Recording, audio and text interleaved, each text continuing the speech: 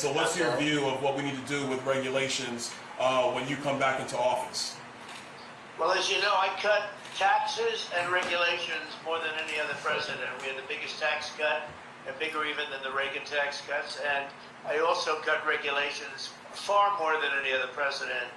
And they have put a lot of them back already. We will get them cut so fast.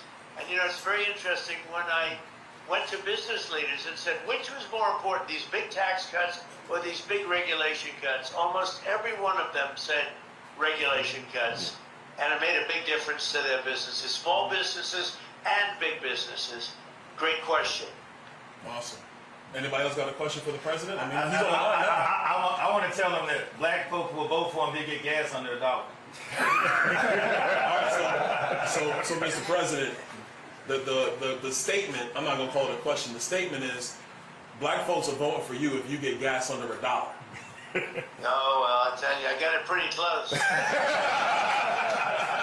it for a little while. You know, we talk about $1.87, and now it's on its way up. As you see what's going on. I'm seeing $4. I'm seeing $4.50, depending on where you buy it. But we actually had it to $1.87, and we had it to $1.52 at one point. You know, different points.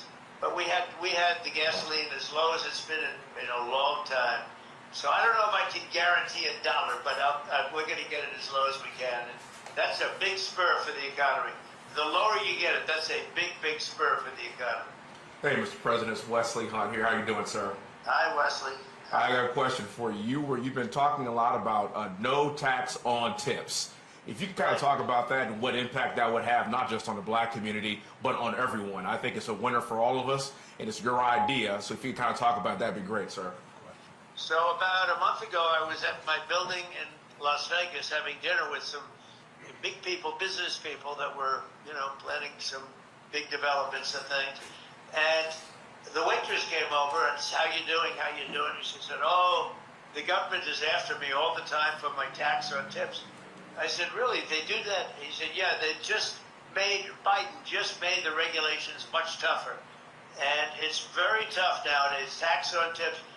And I said, how would you like to be no tax on tips?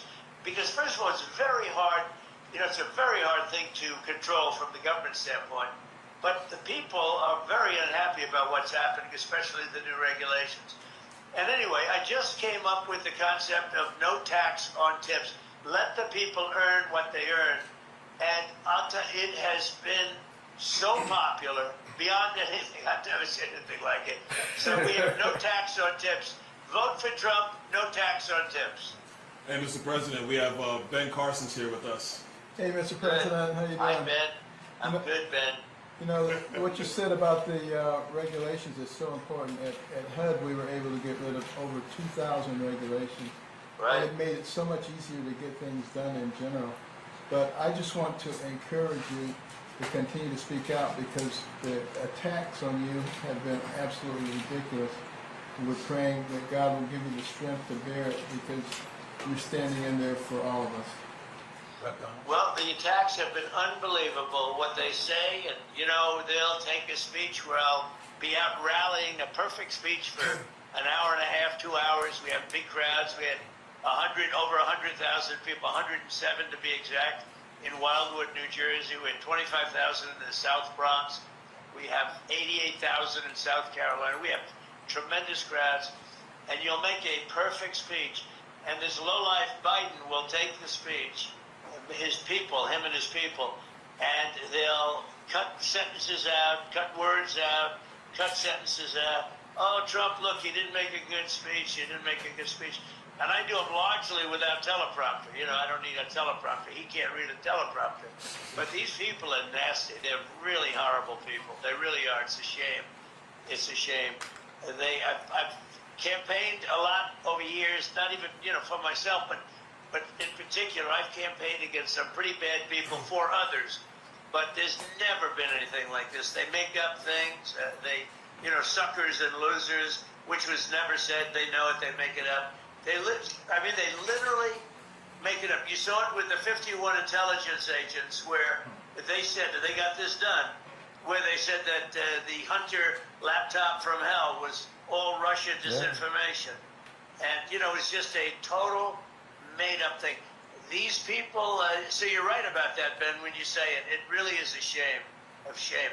But the people understand it.